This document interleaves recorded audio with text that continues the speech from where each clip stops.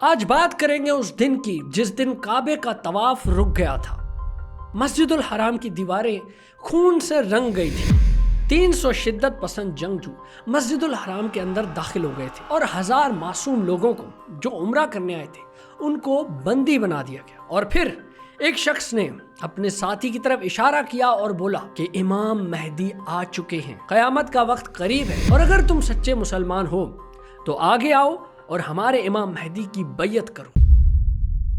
جی دوستو، آج ہم ہسٹری کے ایک ایسے چیپٹر کو پڑھیں گے جس کی وجہ سے سعودی عربیہ کی سیاست اور اس کا سوشل لینڈسکیپ ٹوٹلی چینج ہو گیا۔ آج ہم بات کریں گے آن دا سیج آف مکہ 1979۔ اس واقعے کو سمجھنے کے لیے ہمیں 1970s کے سعودی عربیہ میں جانا پڑے گا۔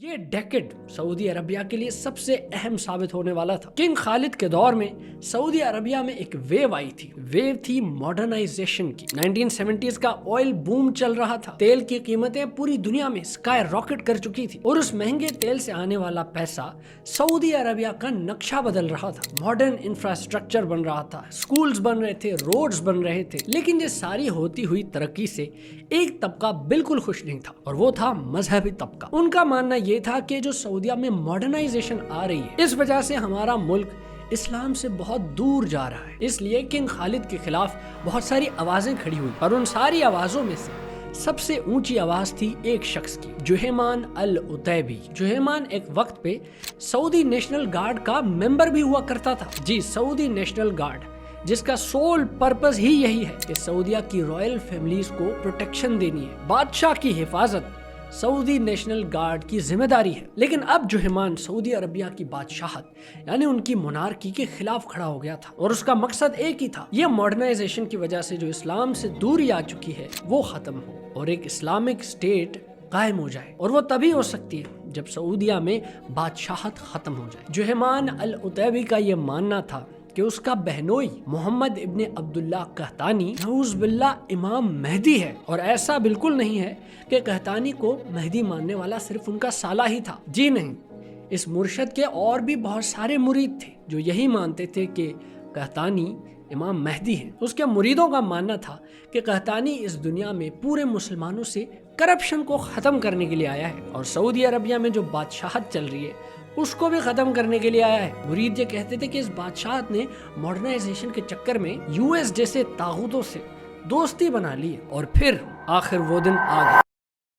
20 November 1979، the capture of the grand mosque. فجر کا وقت ہو رہا تھا، نمازی نماز پڑھ رہے تھے، بہت سارے لوگ اپنے رب سے دعا مانگ رہے تھے کہ اس سب کے دوران تقریباً 200 سے 300 چھپے ہوئے دہشت گرد اپنے پلان کو سر انجام دے رہے تھے۔ جنازوں کے تابوتوں میں اور فوڈ سپلائیز کے اندر وہ لوگ بھاری بھرکم ہتھیار سمگل کر رہے تھے۔ جیسے ہی سارا ویپن اور ملیٹنٹس مسجد میں داخل ہو گئے، انہوں نے ساری گیٹس کلوز کر دی، باہر جانے کا رستہ بند کر دیا، مسجد کے میناروں پر بھی سنائپرز کو تعینات کر دیا تاکہ وہ پورے ایریا کو کور کر سکیں۔ اور پھر جوہیمان اور اس کے ساتھیوں نے مسجد کے مائکرو فون کا بھی کنٹرول لے لیا اور اعلان یہ کیا کہ قیامت کا وقت قریب ہے، اور محمد ابن عبداللہ القحطانی امام مہدی ہیں۔ وہ سب مسلمانوں کو گمراہی سے باہر نکالنے کے لیے آئے ہیں، سعودیہ سے اس بادشاہت کو ختم کرنے آئے ہیں اور خلافت قائم کرنے کے لیے آئے ہیں۔ تو اگر تم سب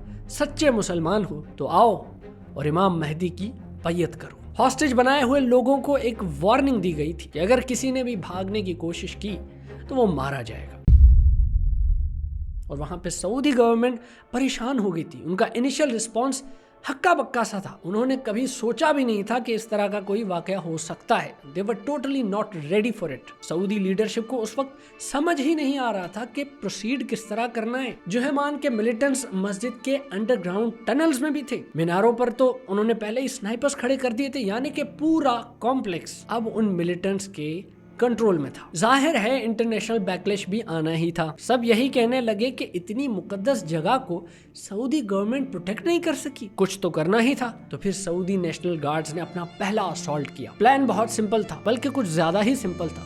जाना था और सीधा गेट्स पे अटैक करना था। अनफॉर्चुनेटली सऊदी नेशनल गार्ड्स ने दुश्मनों को अंडर एस्टिमेट कर लिया। उनको तो पता ही नहीं था कि मीनारों पे खड़े हुए स्नाइपर्स उनको कब से देख रहे हैं, और मेनली उन स्नाइपर्स की वजह से बहुत सारे सऊदी ट्रूप्स को अपनी जान गंवानी पड़ी। पहला असॉल्ट और इतने बुरे तरीके से फेल हो गया। दूसरा असॉल्ट जब हुआ तो वो तकरीबन 2 दिन चला। सऊदी ट्रूप्स इस दफा आर्मर्ड व्हीकल्स लेके आए थे जो बुलेट प्रूफ थी, उनके पास हैवी मशीन गन्स भी थी, और गोल सिर्फ एक था कि पूरे फायर पावर के साथ एक दफा मस्जिद में अंदर दाखिल होना है। लेकिन ये असॉल्ट भी फेल हो गया। फिर आई तीसरे असॉल्ट की बारी। सऊदी ट्रूप्स ने मस्जिद के अंडरग्राउंड टनल से इंटर होने की कोशिश की, लेकिन फिर से उन्होंने दुश्मनों को अंडर एस्टिमेट कर दिया। जुहैमान के साथियों को पता था कि सऊदी ट्रूप्स इस रास्ते से आने की कोशिश तो जरूर करेंगे, तो उन्होंने पहले ही सोल्जर्स के लिए बूबी ट्रैप्स बिछा दिए, जहां से जैसे ही सोल्जर्स गुजरते तो जोरदार धमाका हो जाता। और इस तरह जब तीसरा अटेम्प्ट भी फेल हो गया तो सऊदिया ने फ्रांस से मदद करने को कहा। क्लियरली सऊदिया गवर्नमेंट को अब समझ आ गई थी कि इस सिचुएशन को हैंडल करने के लिए उनके पास कोई एक्सपर्टीज नहीं है। फ्रेंच स्पेशल फोर्सेस GIGN जब पहुंची तो उन्होंने सऊदी ट्रूप्स को एडवाइजरी सपोर्ट किया। फिजिकली तो वो मस्जिदुल हराम में दाखिल हो नहीं सकते थे, फॉर ऑब्वियस रीजंस। रूल है कि कोई गैर मुस्लिम, कोई नॉन मुस्लिम मस्जिदुल हराम के अंदर एंटर नहीं हो सकता। तो इस फ्रेंच फोर्स का काम एक ही था, गाइड करना, बताना कि क्या करना है क्या नहीं करना, प्लान बनाना और उस प्लान को एग्जीक्यूट करवाना। और फिर फ्रेंच कमांडोज ने एक नई स्ट्रेटजी एडवाइस की कि let's flood the insurgents with gas and stun grenades। French forces की एडवाइस पे अमल करते हुए सऊदी सोल्जर्स ने मस्जिद के बाहरी फ्लोर में ड्रिलिंग करना शुरू कर दिया, और इस ड्रिलिंग का एक ही मकसद था कि फ्लोर को अंडरग्राउंड टनल से कनेक्ट करना। और फिर जब फ्लोर में इस तरह के होल्स बन गए जिससे बेसमेंट कनेक्ट हो सकती थी, तो उन सुराखों में टीयर गैस को डिप्लॉय कर दिया गया। अब उन बेसमेंट्स में बैठे हुए दहशतगर्द जो अपनी पोजीशन संभाले हुए बैठे थे, इतनी ज्यादा टीयर गैस की वजह से उनकी पोजीशंस वीक हो गई। जब काफी ज्यादा टीयर गैस डिप्लॉय कर दी गई तो उसके बाद फिर उन्हीं सुराखों में पानी भी पंप कर दिया गया, जिससे पूरा बेसमेंट पानी से भर गया। जुहैमान के साथियों की हालत बुरी हो गई, कुछ तो वहीं पे मर गए और कुछ तो बाहर भाग के सरेंडर करने आ गए, और कुछ क्रॉस फायर में मारे भी गए। जब टीयर गैस और पानी से अंदर बैठे हुए इंसर्जेंट्स की हालत बुरी हो गई तो फिर किया गया आखिरी असॉल्ट, और ये असॉल्ट सक्सेसफुल था क्योंकि इस असॉल्ट में सऊदी ट्रूप्स मस्जिद के अंदर दाखिल होने में कामयाब हो गए। अंदर जाके सऊदी के सोल्जर्स ने जितने भी मिलिटेंट्स थे उनको न्यूट्रलाइज कर दिया, और इसी में ही मोहम्मद इब्ने अब्दुल्ला अल कहतानी जो खुद को इमाम मेहदी कह रहा था वो भी मारा गया। अलबत्ता जो अपराइजिंग का लीडर था जुहैमान अल उतैबी, उसको जिंदा पकड़ा गया। जिंदा पकड़ने की एक ही वजह थी, उसको मजीद इंटरोगेट करना था। 1 साल के बाद 1980 में उसे सजाए मौत दी गई और उसे पब्लिकली एग्जीक्यूट कर दिया गया सर कलम करके। उसके बाकी बचे हुए 67 साथियों को भी सऊदी अरबिया के मुख्तलिफ शहरों में पब्लिकली एग्जीक्यूट कर दिया गया सर कलम करके। अगर इस सारे वाक़े की आफ्टर मैथ को देखें तो तकरीबन 1000 लोगों की जानें गई। अनऑफिशियल रिपोर्ट्स ये कहती हैं कि जिसमें से 500 से 600 लोग सिविलियंस थे। इस इंसिडेंट से पहले सऊदी अरबिया तो मॉडर्नाइजेशन की तरफ जा रहा था, लेकिन इस इंसिडेंट के बाद सऊदी गवर्नमेंट की अप्रोच टोटल 180 डिग्री हो गई। यानी रिलीजियस कंजर्वेटिज्म ज्यादा बढ़ गया, उलमा को ज्यादा एम्पावर कर दिया गया,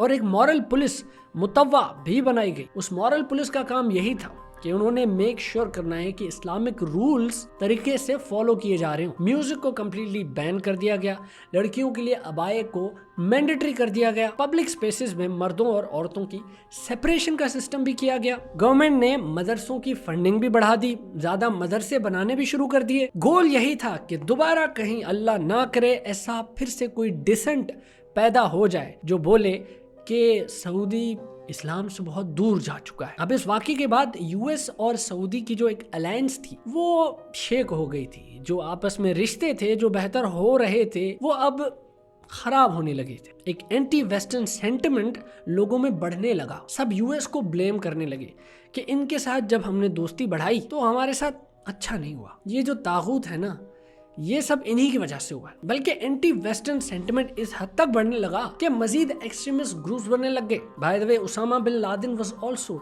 influenced by the siege of Mecca, और वो भी शदीद एंटी सऊदी मोनार्की था। इस सीज की वजह से सऊदी अरबिया में तकरीबन 40 साल मॉडर्नाइजेशन को रोक दिया गया। औरतों को ड्राइविंग की इजाजत भी नहीं थी और उनकी जो मोबिलिटी होती है, यहाँ से वहाँ जाना, उसको भी बड़ा रिस्ट्रिक्ट कर दिया गया था। किसी भी तरह के पब्लिक इवेंट्स, स्पेशली जो एंटरटेनमेंट से रिलेटेड हो, उनको तो कम्प्लीटली बैन कर दिया गया था। पूरा मुल्क एक स्ट्रॉन्ग रिलीजियस इन्फोर्समेंट के पीरियड में जा चुका था 2016 तक। जी हम 2016 तक, क्योंकि 2016 में अब बारी थी द क्राउन प्रिंस मोहम्मद बिन सलमान की। उन्होंने तो सीधा कह दिया है कि मैं सऊदीया को नया यूरोप बनाने वाला हूं, जहां टूरिज्म भी बहुत होगा और कल्चरल डाइवर्सिटी भी बहुत होगी।